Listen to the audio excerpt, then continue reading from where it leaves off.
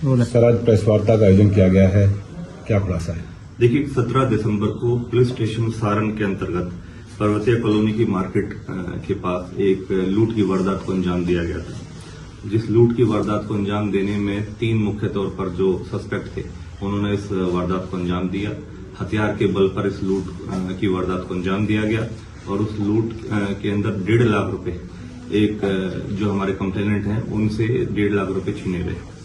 मुख्य तौर पर जो मुख्य भूमिका में ये सस्पेक्ट की पहचान हुई है, उसमें तारिक मलिक है, गनी उर्फ अली है, जुबेर है। ये तीनों ही अलीगढ़ के रिहायशी हैं और मुख्य तौर पर जो मेन कॉन्स्पिरेटर है वो रोहित उर्फ कन्हैया है, जो कि संजय एनक्लेव फरीदाबाद पार्ट 2 का ही रिहायशी है और एक दुकानदार है, कन्फेक्शनरी का इसका स्टोर है।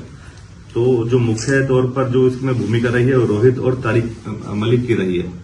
तारिक मलिक और रोहित काफी समय से आपस में जानकार थे। पैसों के अभाव और उधार के चक्कर में इन्होंने इस पूरी गतिविधि और इस वारदात को अंजाम देने की प्लानिंग करी, जिसमें तारिक मलिक ने अपने कुछ अन्य 2 साथियों को साथ जुबेर और गनी को साथ में इन्वॉल्व किया और इस वारदात को जुबेर, तारिक और गनी ने 17 दिसंबर को अर्ली मॉर्निंग आवर्स में इस वारदात को अंजाम दिया। मुख्य तौर पर हमारी क्राइम ब्रांच सेक्टर 48 की टीम ने इस वारदात को सॉल्व करा है और इन तीनों को और इसके साथ रोहित को 4 जो इसमें सस्पेक्ट्स थे उनको पकड़ने में सफलता प्राप्त करी है। जिस तरीके से 17 दिसंबर को इस वारदात को अंजाम दिया गया था कि भाई इस तरीके से हथियार के बल पर कुछ व्यक्ति विशेष जो थे सस्पेक्ट थे, उन्होंने इस वारदात को अंजाम दिया है।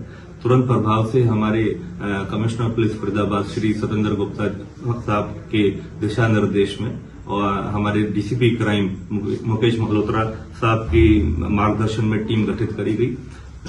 तुरंत प्रभाव से जो हमारे क्राइम ब्रांच इंचार्ज सेक्टर 48 हैं, इंस्पेक्टर अशोक, उन्होंने इसका नेतृत्व करा और अपनी टीम के साथ अथक प्रयास दिखाते हुए करते हुए इन चारों को पकड़ने में अब इनको सफलता प्राप्त करी है। क्योंकि मौके पर वेपन का भी इस्तेमाल करा गया था, जिस बाइक का इस्तेमाल करा गया था और जो लूटी हुई रकम थी उसके संबंध में अब आगे कार्रवाई करी जा रही है। बाइक बरामद करी जा चुकी है। अब पुलिस हिरासत में इनका रिमांड हासिल करा जाएगा और अन्यथा आगे जो भी लूटी हुई रकम है, जो वेपन है, उसके संबंध में सभी जानकारी लेके जल्दी से जल्दी रिकवरी करी जाएगी। सर, आरोपी पर पहले भी कोई क्रिमिनल रिकॉर्ड है? अभी हाल फिलहाल जो हमारे रिकॉर्ड के अकॉर्डिंगली चीजें हैं सामने, अभी इनके पीछे कोई आपराधिक रिकॉर्ड नहीं है।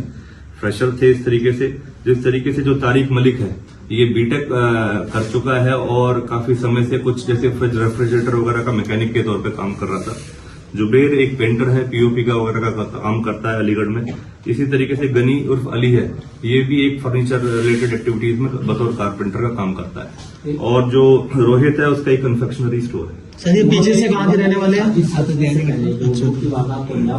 उसके पहले क्या कोई रैकी वगैरह की थी या उसी दिन उन्होंने पीछा किया था? काफी समय से ये लगातार जो इसकी मैं मुख्य तौर पर इसकी जो किस तरीके की भूमिका बनी, किस तरीके से इनकी प्लानिंग, वो मैं आपको अपडेट देता हूँ।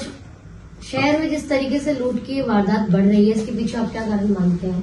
क्या कोई गैंग है? बात पहले तो मैं पहले आपको अपडेट देता हूँ, उसकी आपकी बात का जवाब दिया जाएगा। जो मुख्य तौर पे इस वारदात से संबंधित जो जानकारी मैं आपको दे रहा हूँ, रोहित उर्फ कन्हैया जिसका कन्फेक्शनरी स्टोर है, उसका तारिक के साथ लगभग पिछले 1.5 साल से जो जानकारी थी और क्योंकि तारिक सरूरपुर एरिया में पिछले 1 साल से रह रहा था 1 साल पहले, और उस दौरान इनकी जानकारी हो गई थी।